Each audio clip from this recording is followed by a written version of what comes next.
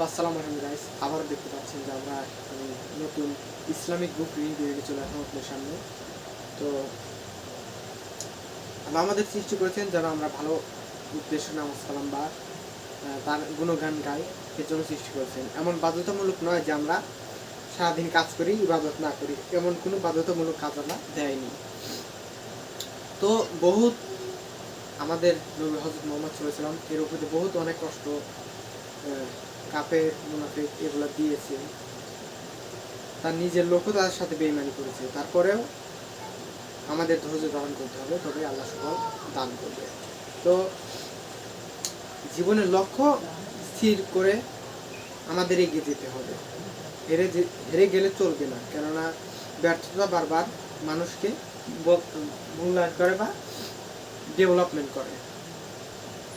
যেমন মানুষ তার বিবেক, চিন্তা, ভাবনা এগুলোকে কাজে লাগিয়ে তাদের জীবন উন্নত করে। কিন্তু আমাদের দেশে চিকিৎসা সেবা এমন সীমিত ব্যয়বহুল হয়ে পড়েছে